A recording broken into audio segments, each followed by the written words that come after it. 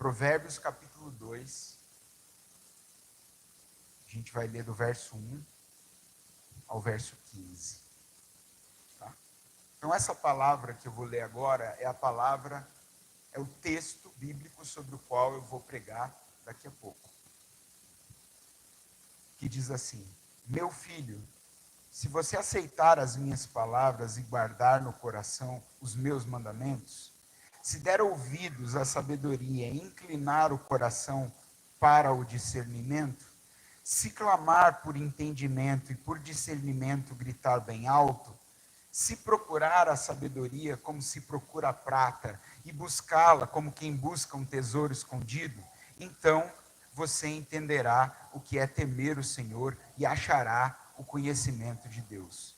Pois o Senhor é quem dá a sabedoria, de sua boca procedem o conhecimento e o discernimento. Ele reserva a sensatez para o justo, como um escudo protege quem anda com integridade, pois guarda a vereda do justo e protege o caminho de seus fiéis. Então você entenderá o que é justo, direito e certo, e aprenderá os caminhos do bem. Pois a sabedoria entrará em seu coração e o conhecimento será agradável à sua alma. O bom senso guardará e o discernimento o protegerá. A sabedoria o livrará do caminho dos maus, dos homens de palavras perversas, que abandonam as veredas retas para andarem por caminhos de trevas. Têm prazer em fazer o mal, exultam com a maldade dos perversos, andam por veredas tortuosas e no caminho se extraviam. Aqueles e aquelas que estavam aqui no início da celebração de hoje, lembram-se que eu li um texto bíblico que está no livro de Provérbios, Provérbios capítulo 2. A gente começou então essa série, né? Em Provérbios. Provérbios capítulo 1, na semana passada, o Marcos fez uma introdução ao livro de Provérbios, e aí você, na sua jornada, depois pode... estiver correndo, ou lavando uma louça, ou fazendo qualquer outra coisa, você pode ouvir essas mensagens no podcast depois, era o que eu ia falar, lembrei agora. E o Marcos fez uma introdução, então, à sabedoria, um convite à sabedoria é o tema, porque o tema de Provérbios é a sabedoria. A personagem central do livro de Provérbios, que está lá no meio da Bíblia, lá no Antigo Testamento, disse Provérbios de Salomão, que foi um rei muito famoso em Jerusalém, filho de Davi, e que na sua história tem a sabedoria como sendo uma das marcas, porque ele desejou ardentemente a sabedoria. A gente vai, quando ler a história deles, a gente vai se deparar justamente com esse desejo de Salomão, e me parece que é a coisa mais preciosa, de fato, o bem mais precioso para esse personagem foi a sabedoria. E no entanto, é um camarada que fez muita coisa errada, deu muita vacilada, caiu algumas vezes. Então você imagina assim, se com sabedoria a gente faz muita coisa errada, dá muita vacilada, tropeça, imagina assim. Então assim, já vamos começar entendendo que aquilo que Provérbios fala é o ideal para nós. E aí, por vezes, a gente tem o ideal e o real andando de mãos dadas aí durante a vida. Não é porque, eventualmente, nós nos achamos, nos encontramos muito longe do ideal, que a gente vai desperdiçar o ideal, que a gente vai menosprezar o ideal. Não, não. O problema não é o ideal, o problema é a nossa capacidade de dar match com o ideal, né? De fazer com que a nossa vida possa convergir com o ideal. Entretanto, o ideal precisa permanecer no horizonte. O ideal precisa permanecer no horizonte. Então a gente inicia essa série por quê? Porque a gente acredita que há sempre, isto é, em toda e qualquer ocasião, um jeito melhor de viver. E esse, para mim, é o fio condutor do livro de Provérbios. Essa palavra que surge no horizonte, por vezes encarnada e, sobretudo, quando a gente olha para o Cristo que está presente em todas as Escrituras, A gente está pensando na palavra que se fez carne, na palavra que se fez gente, na palavra que se convergiu em atitudes de amor. Eu acho que isso é central na revelação de Deus em Jesus, é que central na revelação de Deus em Jesus e por meio de Jesus, é que a palavra se fez concreta. Ela se transformou em vida, ela se transformou em atitudes. E ela habitou entre nós. E habitou entre nós para nos dizer, uma vez mais, isso. Uma vida melhor, um ser humano melhor é possível. É possível. Às vezes a gente não encontra muito no horizonte. A gente tem a impressão, como eu já percebi, a gente tendo a impressão em vários momentos, e quando eu digo a gente, eu digo a humanidade, que a gente perdeu a esperança na humanidade. Não é? Você já teve um momento assim na sua vida que você fala assim, eu acho que eu perdi as esperanças na humanidade. E o que é esta revelação de Deus por meio de Cristo não me deixa perder de perspectiva, porque se em algum momento eu perder de perspectiva, eu sinto que eu perdi a revelação de Deus em Cristo, é essa esperança na humanidade. É esse voto de confiança na humanidade, é essa aposta na humanidade. Então, se Deus decidiu apostar na humanidade, por que eu, eventualmente desencantado pelas coisas que a humanidade em mim e nos outros é capaz, o quão desumanas são às vezes as ações humanas, por que eu vou viver a vida desencantado? Por que eu vou propagar a descrença? Então, a minha fé em Deus, ela está intimamente ligada com a fé na humanidade, porque o Deus no qual eu creio apostou e continua apostando na humanidade. Então, eu, por vezes, posso decepcionar na minha humanidade, a mim mesmo e outras pessoas. E a fé é justamente aquilo que me possibilita olhar que Cristo está presente mesmo quando eu falho, que Cristo permaneceu mesmo quando eu caí, e principalmente quando eu caí. É a força dele que me ajuda a levantar. Então, Provérbios para uma vida melhor, porque a gente entende, desde o livro de Provérbios, e muito além dele, que há uma vida melhor à nossa espera, há uma forma mais propriamente humanizada de tratar os assuntos humanos. Porque é isso que eu aprendo na fé em Cristo. Eu aprendo uma forma mais humanizada de tratar os assuntos humanos. E descubro que essa forma mais humanizada de tratar os assuntos humanos é a forma de Deus. Então, onde quer que se encontre o nome de Deus em formas desumanizadas de tratar os assuntos humanos, podem saber que é só o nome de Deus que está ali. Deus não está. E não é porque tem um lugar ou uma pessoa cuja boca está cheia do nome de Deus que o coração está. Não está. Não necessariamente. Então não se impressionem tanto com as pessoas que falam em nome de Deus, que fazem coisas em nome de Deus. Não se impressionem tanto. Impressionem-se que Deus é tão gracioso e amoroso para se revelar por meio de pessoas. Mas não se impressionem tanto quando essas pessoas mostram uma outra face. Não a de Deus, a delas mesmas. E aí perceba, bom, isso faz parte da liberdade do ser. E das contradições do ser humano. Contradições que as escrituras, sobre as quais elas falam, elas revelam. Um dos seguidores e amigos mais íntimos de Jesus o traiu. O negou, melhor dizendo. Um deles o negou, o outro o traiu. Esse que negou em determinado momento recebeu uma revelação que Jesus disse para ele, isso é uma revelação, isso vem de Deus. Que você está dizendo, porque o que você está dizendo é que eu sou o Cristo, o Filho do Deus vivo. Então, quem diz isso, só quem pode dizer isso é o próprio Deus. Então, o que você acaba de dizer vem de algo muito além de você.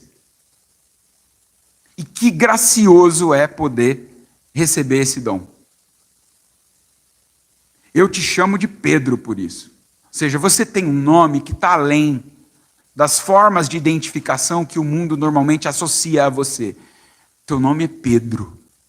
E sobre esta pedra, ou seja, sobre esse ser humano que é você, e todo ser humano como você, eu vou edificar a minha igreja. Eu vou construir a minha igreja. E ele já sabia que essa igreja seria imperfeita, óbvio, porque o texto depois diz que o próprio Pedro, que havia feito essa confissão reveladora, foi quem virou e falou assim para Jesus, quando ele estava dizendo, meu caminho vai ser difícil, vai ser tortuoso, eu vou morrer, eu vou ser torturado, mas ao terceiro dia Deus vai me ressuscitar. E ele fala assim, não, Senhor, tem piedade de ti mesmo, porque isso não vai te acontecer.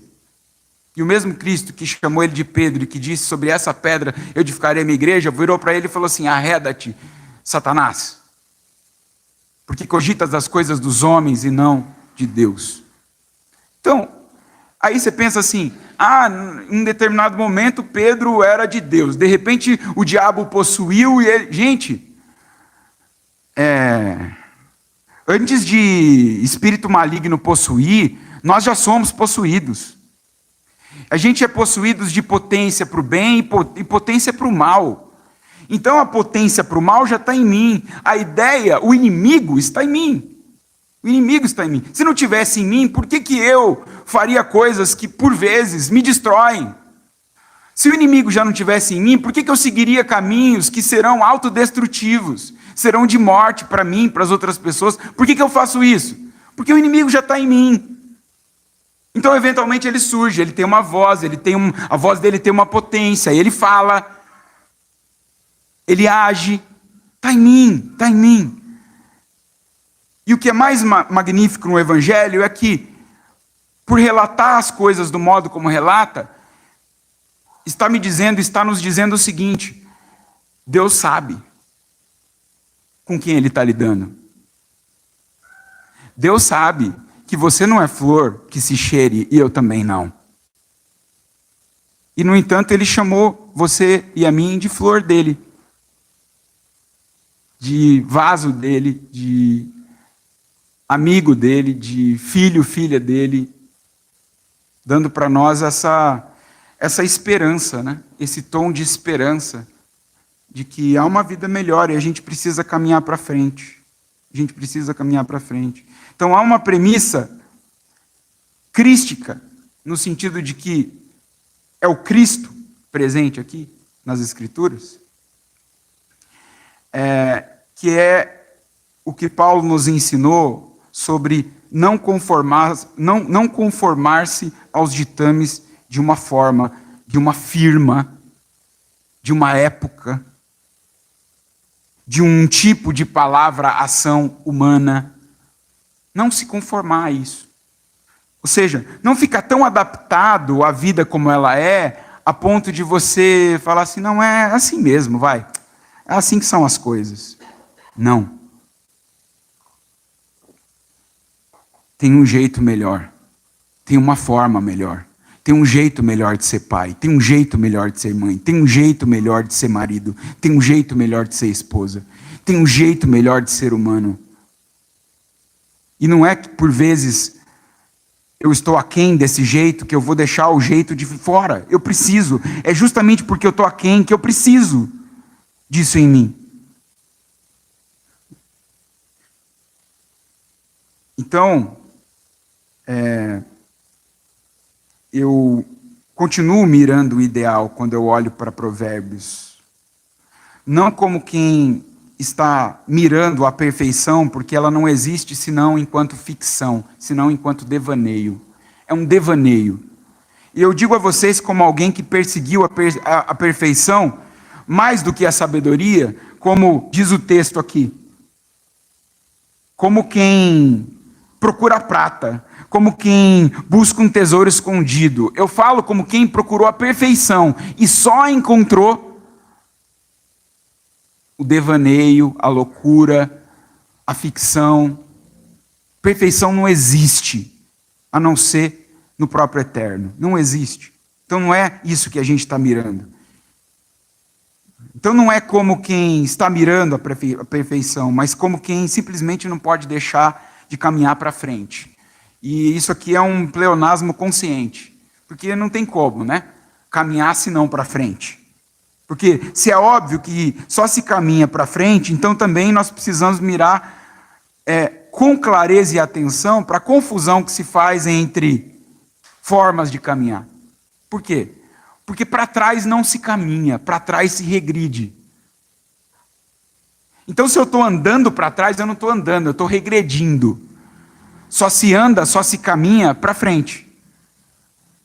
Então, eu percebo que tem em mim um ímpeto, na minha humanidade, um ímpeto para caminhar para frente.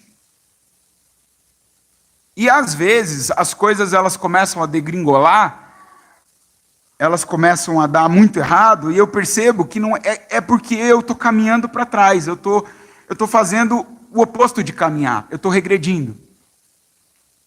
Ou, às vezes você fala, eu estou estacionado. Pô, estacionado é melhor do que regredir, vamos falar real. Fala assim, puxa vida, né, fulano está estacionado. Assim, também é uma questão de conviver com aquilo que é a nossa condição atual, de reconhecê-la, de saber que não é o ideal necessariamente, mas que pode ser. Ainda pode ser, há esperança ainda, eu vou continuar caminhando. Às vezes cambaleando, tropeçando, mas percebendo que eu não estou saindo do lugar, e às vezes certos processos na nossa vida, eles implicam isso, implicam em a gente olhar e perceber assim, mas parece que não está melhorando, parece que não está progredindo. É assim mesmo, é assim mesmo. Alguns progressos, eles são visíveis, outros não. Eles são, especialmente os progressos do coração, da interioridade, eles são invisíveis. Mas, de repente, você percebe que está acontecendo. E aí você fala, olha, não é que está funcionando, mas parecia que não estava, agora estou vendo que está. O que está acontecendo? Olha, tem alguém trabalhando aí. Esse alguém, a palavra diz, é o Espírito de Deus, mas o Espírito de Deus não trabalha em você sozinho. Ele quer que você trabalhe também. Ele quer que você trabalhe junto, em prol da sua melhoria, em prol da sua humanização. E para mim é sobre isso que trata esse texto aqui, particularmente. Ou pelo menos é esse o olhar para o qual, ou é o olhar que eu queria trazer para esse texto. Eu queria deixar claro que a sabedoria, ela tem uma dose de dádiva, e isso está presente no texto. O texto está dizendo isso, e eu já vou mostrar por quê. Mas ela tem uma dose de luta também. Se sem Deus não é possível haver a dádiva, sem luta não é possível desfrutar da dádiva. Então a dádiva da sabedoria está em mim e em vocês. Ela está aí. E na medida que a gente vai marchando com o texto de Provérbios, a sabedoria que é personificada como uma mulher, obviamente, a sabedoria que é personificada como uma mulher, ela vem e aparece, ela grita da praça, ela está nos lugares públicos, e ela é como que dizendo, ela está aqui, ela está lá, ela está em todo lugar, chamando a nossa atenção, tentando nos atrair, assim como uma outra representação feminina na história também, que é essa coisa da sedução, que é esse jogo da sedução para caminhos que vão trazer prazer em princípio, mas depois vão trazer destruição. Essa voz está lá também. E a sabedoria está no meio ali também. E eu estou entendendo que esse cenário, ele pode parecer externo, mas é um cenário sobretudo interno. Porque, por vezes, a gente escuta essas vozes vindo de fora, mas é interiormente que a batalha se trava. É interiormente que a batalha se trava. A ponto de alguém poder dizer, eu estou preso numa cadeia, eu sou um preso do Estado, mas eu sou livre em Cristo. Que é isso que o apóstolo Paulo fez. Porque o apóstolo Paulo entendeu que a batalha verdadeira, ela acontece no coração, ela acontece no interior. Então, se eu sou livre aqui, eu posso ser preso, o meu corpo pode estar preso, a minha boca pode estar amordaçada, e, no entanto, no interior eu sou livre. Então, é dentro que acontece a batalha, é dentro que a gente escuta essas vozes distintas falando. E aqui no meio tem a voz da sabedoria. E a voz da sabedoria vem nos chamando a atenção, né? Então é essa dádiva. Isso é dádiva. Ter a sabedoria, segundo o ensino de Provérbios, disponível para nós, como que nos convidando, uma voz nos chamando, isso é dádiva, isso é presente. Não foi eu que conquistei isso. O texto está dizendo, isso é um presente, isso está, a voz está aí. A questão é, eu tenho dado atenção para ela, ou tenho dado atenção para outra? Ou para as outras? Parte de desfrutar da sabedoria envolve dar atenção. Estar com os ouvidos conectados, com as antenas ligadas. E a primeira parte do texto é sobre isso. Mas eu queria, e aí que a Regina certamente exultará, porque nós temos 3 partes, 3 pontos. Eu não estou vendo a Regina, mas eu estava vendo agora há pouco, mas já está ali de novo. Nós temos 3 pontos aqui. Eu queria começar do mais óbvio para o menos óbvio, e não é necessariamente, isso não está na ordem do texto. Porque a ordem do texto trabalha com aquilo que para mim é o clímax da argumentação aqui. É o cerne. O cerne está no começo. Já que o cerne está no começo, vamos deixar o começo para o fim. No caso da minha comunicação aqui para vocês. Vamos começar pelo meio ali do texto. No meio ali do texto, verso 6, diz assim: pois o Senhor é quem dá a sabedoria, de sua boca procedem o conhecimento e o discernimento. Pum. Aqui é só uma breve recordação, porque essa breve recordação ela vai percorrer o texto todo. Como que um lembrete. Como que um lembrete. Então, essa é a primeira base que está posta, é a base de que a sabedoria é uma qualidade divina. Sabedoria vem de Deus. Isso Marcos já falou aqui na semana passada, porque ele fez um convite à sabedoria. E que sabedoria é essa? Sabedoria é aquilo que vem de Deus. Ou a gente acha a sabedoria em Deus, ou a sabedoria em nosso caminho não se achará. Seria uma forma de traduzir o que o texto está nos dizendo. É da boca do Senhor que são distribuídos, olha só, 3 elementos que vão aparecer aí. É da boca do Senhor que são distribuídos consciência, discernimento, conhecimento e sensatez. Discernimento, conhecimento e sensatez. Ele não está dizendo que discernimento é sabedoria. Não. Discernimento não é sabedoria. Discernimento é um caminho para a sabedoria. É o jeito do Espírito de provar todas as coisas, destacando a singularidade delas, a diferença entre o possivelmente certo e o possivelmente errado. E eu estou colocando isso aqui muito pós-modernamente, porque para mim é assim. Depois desse, como é que eu posso dizer, essa megalomania moderna de achar que a gente pode encontrar, seja por meio da razão ou da ciência, o certo e o errado, como que objetivamente, a gente percebeu que, bom, não é bem assim, né? Ao longo do século XX, e agora a gente está um pouquinho mais pé no chão, e é por isso que eu estou falando isso. É entre o possivelmente certo e o possivelmente errado. Por vezes é o que eu tenho diante de mim. Eu vou fazer o que eu acredito que é certo. Se é certo, é uma outra... digamos assim, o caminho vai mostrar. O caminho vai mostrar. Às vezes a gente tem muitos sinais, e até maravilhas, mas a gente não consegue enxergar e ver esses sinais. Sinais que aparecem, a palavra de alguém, uma situação real que te remete de outras pessoas que te remete de repente àquilo que você está vivendo, e você fala assim, uau, por essa eu não esperava, eu estou vivendo isso aqui, e eu vi alguém desempenhando uma coisa que eu não estava me vendo desempenhando, mas eu estou. De repente é um marido gritando e maltratando a sua mulher, e você fala assim, que isso, que absurdo. E aí você pega e fala assim, peraí, mas esse cara sou eu. Isso é sabedoria. Vocês estão entendendo? Isso é sabedoria. Isso é sinal da sabedoria. É quando você consegue se enxergar na vida.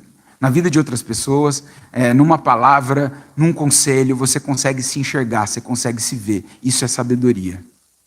Isso é sabedoria. E por isso que ela está disponível a todos nós. Então o discernimento é justamente você, no caminho, esforçar-se para entender a diferença entre as coisas. O discernimento marca a diferença. Sem discernimento, tudo é igual. Então assim, eu deixo a vida me levar e tanto faz como tanto fez. Isso é expressão que é a expressão na qual de uma vida ou de uma fala em que o discernimento está ausente. Se o discernimento está presente, eu faço diferença entre coisa e coisa, entre pessoa e pessoa, entre situação e situação. Eu não comparo, de maneira barata, eu não faço isso de uma maneira assim qualquer, né? Não falo que, lá, igualzinha à mãe. Mas como assim igualzinha à mãe? Ela tem traços da mãe, ela pode ter aprendido muito da mãe, mas ela não é a mãe dela. Então calma aí no juízo que você vai fazer. O conhecimento, que é uma outra qualidade que ele traz aqui, também não é sabedoria. E o Marcos falou isso na semana passada. O conhecimento talvez seja um dos primeiros subprodutos da sabedoria. Por quê? Porque é depois de provar e ver, que é o que o discernimento provoca na gente. Espera aí, essa água aqui, está gelada ou não está gelada? Não sei, espera aí. Essa água está fria, não está gelada. Está fresca, não está gelada. Como que eu sei isso? Eu provei. O discernimento é essa qualidade que nos ajuda a pôr à prova as coisas e a diferenciar. É uma água gelada? Não, é uma água fria. Agora eu sei que esta não é uma água gelada, esta é uma água fria. Por isso, conhecimento também não é sabedoria. Conhecimento é um produto, subproduto da sabedoria. Depois de provar e ver o singular, a diferença, eu falo alguma coisa, eu posso dizer alguma coisa. Se eu não provei, eu fico aqui só aqui. Será que essa água será que essa água aqui ela é gelada? Ela é fria? Ela está quente? Que será?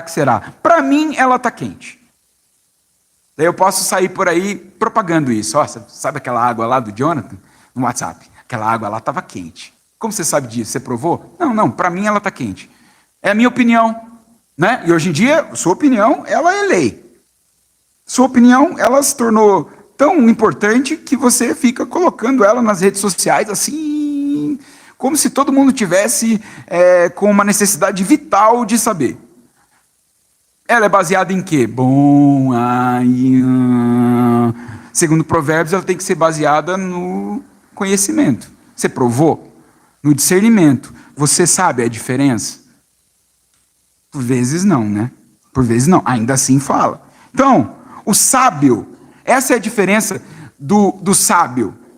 O sábio, na sua relação com o conhecimento, tá? O sábio só fala sobre o que ele conhece. O sábio só fala sobre o que ele conhece. E mesmo aquilo que ele conhece, o sábio sabe que ele só conhece parcialmente. Então você fala assim, não, eu estou falando com conhecimento de causa. Na moral, conhecimento de causa a partir de um ponto de vista, tá certo? Vamos vestir essa sandália da humildade? Então assim, você conhece, mas veste a sandália da humildade para falar, porque o que você conhece, você só conhece parcialmente. É mais um golpe de Provérbios no seu narcisismo. Então, se não provou e não sabe, portanto não habla. E é por isso que, por vezes, a pessoa que fica calada, você fala assim, nossa, que sabedoria, né? Aquela pessoa, eu quero estar perto dela. Ela me inspira uma sabedoria, quase nunca fala, quase nunca dá uma opinião, né? Está sempre ali meio que a paisana, em silêncio. Nossa, essa pessoa eu não sei. Você sente isso também? Ela me traz uma paz, uma sabedoria, assim, né? Não fala nada. Ela não fala nada. Então, é melhor às vezes não falar. É melhor. E Provérbios fala disso também. Sensatez também não é sabedoria. É um outro subproduto da sabedoria. que tem também relação de dependência com discernimento e com conhecimento. Quem que é a pessoa sensata? É a pessoa que faz um bom senso sobre as coisas. É uma pessoa que, por fazer um bom senso sobre as coisas, ela age menos por impulso, age menos por egoísmo, porque ela reconhece na fonte. Ela sabe na fonte. Então, assim, por exemplo, se eu sei que eu sou potencialmente, pode ser que não realmente, mas que eu sou potencialmente um mentiroso, eu vou tomar um pouco mais de cuidado para falar de alguém quando eu pego essa pessoa na mentira. Ou na fofoca. Fofoca, gente, fofoca. Que coisa mais da hora do que fofoca? E não Provérbios, mas o livro que eu diria assim, Provérbios é a sabedoria. Provérbios é o básico do básico. Eclesiastes, que é um livro que vem depois, é assim, é aquele que experimentou a sabedoria, se ferrou para valer, e agora do lugar de ferrado está falando sobre a vida. Isso é Eclesiastes. Então assim, eu vou falar e eu não vou aliviar não, nem para a sabedoria. Isso é Eclesiastes. E Eclesiastes, por exemplo, joga a realidade na nossa cara. Então ele diz assim, você viu lá a pessoa falando mal? Viu, né? Então, antes de fazer qualquer intervenção, interação com essa realidade, lembre, você também falou mal, né? Daquela pessoa em um determinado momento. Não falou? Então, menos. Como que dizendo assim? Menos. Dando um golpe ainda mais sagaz no nosso narcisismo. Eu chamo essa sabedoria de sabedoria pós-sabedoria. Porque é aquela que não abriu mão da sabedoria, mas que está dizendo assim, não vem com esse negócio de que vai funcionar o tempo todo, porque não vai funcionar o tempo todo. A vida é mais difícil. E, no entanto, são duas formas de sabedoria que estão conversando. Não é uma ao invés da outra. O ideal permanece. O ideal permanece. Apesar de, muitas vezes, a realidade nos colocar aquém dele. Então, olha como o Senhor permeia essa parada toda que nós chamamos de nosso caminho. Permeia. Eu estou falando de situações corriqueiras, de situações que estão acontecendo o tempo todo, entre nós, ao nosso redor, e o que a gente faz, como a gente reage a elas. A segunda base que está presente nesse texto, que está posta aqui, além de que a sabedoria é uma qualidade do divino, é que a sabedoria é uma qualidade protetiva do humano. Ela é uma qualidade que nos guarda, nos protege. Isso, de novo, vai aparecer em outros momentos no livro de Provérbios. Mas aqui, lá mais para o fim do texto, a partir do verso 11, ele diz, o bom senso o guardará. Então, veja, você tem bom senso, que é um fruto da sabedoria. E agora que você tem um bom senso, que é fruto da sabedoria, o bom senso será o seu guardião. Ele vai te guardar aí, na caminhada. Bom senso te guardará. O discernimento, lembra lá? Capacidade de diferenciar o que do que, o protegerá. A sabedoria o livrará do caminho dos maus, dos homens de palavras perversas, que abandonam as veredas retas para andarem por caminhos de trevas. Têm prazer em fazer o mal, exultam com a maldade dos perversos, andam por veredas tortuosas e no caminho se extraviam. Então, é aquela pessoa que ela ultrapassou o lugar contraditório em que a gente vive normalmente. Quando a gente está assim, procurando ser guiado pelo Espírito de Deus e pela sabedoria, mesmo assim a gente habita um lugar contraditório. Por vezes a nossa vida não dá match com o nosso ideal. Por vezes as nossas atitudes não refletem aquilo que a gente diz crer. Beleza? Isso é estranho para alguém aqui? Suponho que não. Para mim não é estranho. Por vezes a minha vida não dá match com os meus ideais. Então, isso aqui é um toque, é um aviso para mim. Por vezes, eu não vou conseguir agir de acordo com o script. Tá, mas tem alguém que falou assim, em determinado momento, script? Script? Sabedoria? Palavra? Espírito? E colocou todas essas coisas de lado entre parênteses. Essa pessoa é uma pessoa perversa, segundo o entendimento de Provérbios. Ela vai agir de acordo com o que lhe der na telha. Ela vai fazer o que for mais interessante para o seu umbigo, ou embigo, para quem, aqueles ou aquelas que já ouviram essa palavra em algum momento na vida. Né? Ela vai fazer isso aí, ela vai seguir os impulsos dela e dane-se o resto. Então, o que ele está dizendo? A sabedoria, a sensatez, nos protege em relação a esse tipo de pessoa. Nos protege. E às vezes você fala assim, às vezes você, chega a ser atingido por essas pessoas. Por quê? Porque uma coisa que o texto não está dizendo é que a sabedoria nos imuniza. Não. A sabedoria não traz imunidade plena em relação à vida. Não traz.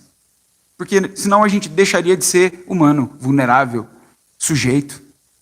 Então não é isso que o texto está dizendo. O texto está dizendo que ela protege, guarda a gente, não imuniza. Então, isso significa que eu posso ser atravessado pelo caminho de pessoas más. E posso, inclusive, se ignorar muito a sabedoria, ser essa pessoa má que cruza o caminho de outras pessoas. Então, a sabedoria não me livra de ser atravessado pelo caminho de pessoas más, mas ela me livra de sucumbir ao erro de me tornar igual a essa pessoa na maldade, por exemplo. Então eu não pude inibir a ação da pessoa perversa na minha vida, mas eu ainda tenho a escolha, eu vou me tornar igual a ela ou eu vou ser diferente. E aí já é a sabedoria subversiva do evangelho que vem e diz assim, você vai ser diferente. Você vai ser diferente. E aí vem palavras de Jesus que diz, se o teu inimigo ele quer cortar a sua cabeça, não esqueça de orar pelo teu inimigo. Mas vão brigar com Jesus, foi ele que ensinou isso aí. Ele não está dizendo que a pessoa que quer cancelar você ou cortar a sua cabeça, o que é pior, é que essa pessoa vai jantar com você à mesa. Não seja tolo. Porque aí você já entra numa outra categoria de provérbios, tolo. Você vai chamar o cara, ou a cara, para que quer cortar sua cabeça, para comer na sua mesa? Na moral, não é isso que Jesus está falando. Ora por ele. Ora por ela. Ao invés de desejar o mal a ela, deseja o bem a ela. E vê o que acontece. A realidade não mudou, mas e aí dentro? O que mudou? O mais importante é que a realidade mude dentro, nesse caso, do que fora. Que ela pode não mudar fora. E ela pode não mudar fora e eu começar a me desesperar tanto que eu digo assim, já que ela não muda fora, ela também não vai mudar dentro. Não. Uma coisa é uma coisa, a outra coisa é outra coisa. Então a implicação prática disso aqui, uma que me vem à mente, é que a sabedoria é um presente que Deus de antemão nos concede para que a gente não tenha que recorrer sempre ou quase que exclusivamente aquela oração de livramento, sabe assim? Senhor, olha, eu estou indo por esse caminho aqui. Senhor, eu estou querendo me casar com essa pessoa aqui. Me livra de todo mal. Sim, se essa pessoa, de alguma maneira, não for a pessoa de Deus, a pessoa do Senhor para mim, porque aí a gente ainda tem isso, né? E por acaso, essa pessoa não for a pessoa do Senhor para mim, a gente vai assim, nesse momento a gente fechou os olhos. Se por um acaso essa pessoa não for a pessoa do Senhor para mim, por favor, me guia. Então, quando a gente usa a sabedoria, a gente para de fazer essa oração aqui. A gente nem precisa orar por livramento, porque o livramento é uma coisa que vem. E a gente não tem como prever que veio. Eu só posso me precaver. E a sabedoria tem a ver com se precaver. Tá certo? Sabedoria tem a ver com se precaver. A terceira e última base, e eu termino com ela, que está posta aqui, é que a sabedoria não é apenas uma qualidade divina e não apenas uma qualidade protetiva do humano. A sabedoria é uma qualidade inseparável da luta pela sabedoria. É uma qualidade inseparável da luta pela sabedoria. Está posto, está óbvio que a sabedoria vem de Deus. Ninguém aqui está viajando e achando que estudando muitos livros, assistindo muitos vídeos do Pablo Escobar, Vittar, qual que é o nome daquele Pablo lá? Hã? Seria muito melhor se fosse Escobar e Vittar nesse caso, né? Não sei, eu tenho a impressão. Eu tenho a impressão. Desculpa aí quem é fã, nossa, misericórdia. Não estou querendo derrubar o ídolo de ninguém. Estou aqui humildemente passando a palavra. Então, certo? Se a sabedoria vem de Deus, e que ela tem o potencial de proteger os seus filhos, o que precisa ficar claro agora é uma terceira primeira coisa. É uma terceira primeira coisa para mim. Que é, isso dificilmente vai acontecer. Dificilmente você vai poder experimentar a dádiva, dificilmente você vai poder experimentar a proteção, embora elas estejam disponíveis, se você não for à luta. Diz o poeta Sérgio Vaz, milagres acontecem quando a gente vai à luta. Poeta Sérgio Vaz. Esse para mim poderia ser tranquilamente um versículo bíblico. E no meu coração já é, na verdade. O que é o mais importante. Essa luta, em Provérbios, ela está expressa nos seguintes termos. E aqui eu vou basicamente citar a palavra, tá bom? Aceitar as palavras da sabedoria. Ou seja, quebrar essa primeira barreira de resistência interna de fazer o que é certo. Sabe assim? Quebrar. Eu preciso aceitar as palavras da sabedoria. Às vezes elas estão aqui, mas o que eu estou fazendo, às vezes as palavras da sabedoria estão me rodeando, estão querendo me proteger, mas o que eu estou fazendo é assim, Senhor, eu não sei se esta pessoa, ou se esta, eu devo caminhar para cá, Senhor, por favor, me livra se eu for por aqui. Acho que é por aqui, né, Senhor? Vou por aqui então. No campo da sabedoria, eu parei de fazer isso. Eu parei. Isso é a oração das crianças. Na mesa dos adultos, a gente não faz mais isso. Então, a gente aceita as palavras da sabedoria. E quebra a primeira resistência interna, que é a resistência de fazer o que essa palavra que já está em mim, eu falei aqui sobre a Marina hoje, eu disse assim, essa palavra está nela. E ela está em cada um e cada uma de nós. É que a gente parou de dar ouvidos. A religião, no sentido mais primordial da palavra, o religar, quer nos conectar de novo com essa palavra que a gente perdeu, que está em nós desde o princípio, mas que a gente perdeu. Por vezes nos conecta com outras palavras e com outras coisas que não têm a ver com isso. Mas esse é o problema de qualquer coisa que nós façamos como seres humanos. A gente pode distorcer no meio do caminho. Aí ele diz um outro termo para a gente, que faz parte dessa luta pela sabedoria, guardar no coração o conselho divino. Que é o que também nos ajudará a proteger, a guardar o próprio coração. Aquilo que você guarda no coração, protege o teu coração. Então, em todas as situações da vida, eu posso escolher aquilo que eu vou guardar. E aí, às vezes, eu percebo que, puxa, eu não queria ter guardado isso, mas eu guardei uma mágoa, um ressentimento, e aquilo fica ali. Guardar o coração é perceber que isso está ali, que não deveria estar ali, e lutar graciosamente para que isso deixe de estar ali. Deixe de estar ali. Não, isso não precisa ficar aqui. Não precisa. Não. É uma das ações necessárias, guardar o coração, no coração o conselho divino, para a gente não ser seduzido pelo mal. Não é? Outra coisa que ele coloca aqui no começo do texto, começo do capítulo 2 de Provérbios, você vai ver isso lá depois. dar ouvidos à sabedoria, inclinando o coração ao discernimento. Que é o que nos acontece quando a gente está em busca.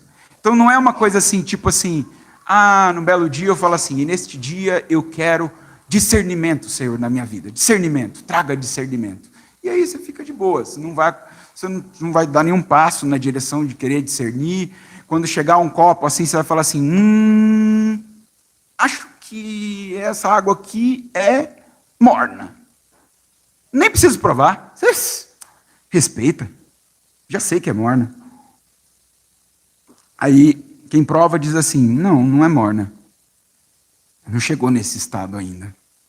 Ela é uma água ainda fria. Temperatura quase ambiente, eu diria. E aqui eu estou lendo a minha água. Que isso? Estou fazendo a leitura da minha água. Uma coisa tão básica, tão simples. Por que a gente não faz isso nos relacionamentos? Por que a gente não recheia esse discernimento básico nos nossos encontros? Não basta querer a sabedoria, tem que fazer uso dela. Tem que fazer uso, senão não adianta. E aí ele fala assim, ele começa, o clímax dele, ele intensifica esse negócio. Ele fala, agora eu preciso gritar e clamar bem alto por entendimento e por sabedoria, que para mim ilustra-se pela oração que diz, me mostra. E não é assim uma oração, essa oração ela se equivale àquele trecho da oração do Pai Nosso que diz, dá-me hoje o pão de cada dia. Porque não é Senhor, se tiver o pão de cada dia aí, por favor, o Senhor poderia me ceder? Não é. Dá-me hoje o pão de cada dia. É semelhante a isso. Me mostra. Me mostra. E quando eu quero que me mostre, eu preciso atentar. Eu preciso observar. Não adianta fechar os olhos e ficar falando, me mostre. Quando eu oro, me mostra, é que eu abro mais os olhos para perceber o que vai se me mostrar. Os olhos físicos, os olhos do coração também. Os olhos da sensibilidade. E aí, por fim, ele fala para a gente buscar e procurar a sabedoria de modo tão ávido quanto a um tesouro escondido. E na tradução a mensagem diz assim, acredite, antes que se dê conta, entenderá como honrar o Eterno e terá descoberto o conhecimento do Eterno. Então assim, se você se inclina como quem está buscando um tesouro escondido, se inclina o coração, a alma, como quem está buscando um tesouro escondido, sem que você menos espere, você entenderá como honrar o Eterno e terá descoberto o conhecimento do Eterno. Verso 5. E olha que coisa interessante. Provérbios ensina, como a gente aprendeu na semana passada com Marcos, que o temor do Senhor é o princípio da sabedoria. E aqui nesse capítulo ele está dizendo uma coisa relacionada, mas diferente, que é o seguinte, se você buscar a sabedoria como quem busca um tesouro escondido, você vai encontrar o temor do Senhor. É como se ele estivesse dizendo, quando você buscar a sabedoria como quem deseja um tesouro escondido, você vai descobrir o princípio da sabedoria. O comecinho dela. Uma pequena rabeta da sabedoria, uma rabiola da sabedoria ali para as pessoas de outro século. Né? Rabiola, não sei se a turma hoje ainda sabe o que é isso. Não sei, é só uma dúvida mesmo, geração zeta, sei lá o quê, pós-colonial. Então, aí eu coloco as coisas na ordem certa para mim. Primeiro, a gente agoniza na presença de Deus, desejando a sabedoria como quem deseja prata, como quem deseja ouro. E você sabe como o povo no nosso mundo deseja isso. Segundo, você começa aprendendo assim a reverência e o temor do Eterno. Porque você desejou profundamente a sabedoria, então você descobre o princípio dela, que é o temor e a reverência ao Eterno. E como consequência, você começa a trilhar o caminho da sabedoria. Pelo menos isso é o que me parece que esse texto está dizendo, apontando. Eu oro que tenha feito sentido para você e que você volte essa palavra algumas vezes, quem sabe, essa semana, tendo esse lembrete muito básico aí, que para mim é o cerne dessa mensagem, de que a sabedoria é uma dádiva, mas que é uma dádiva que não se desfruta se a gente não lutar por ela. Que Deus nos abençoe nesse caminho e nesse sentido.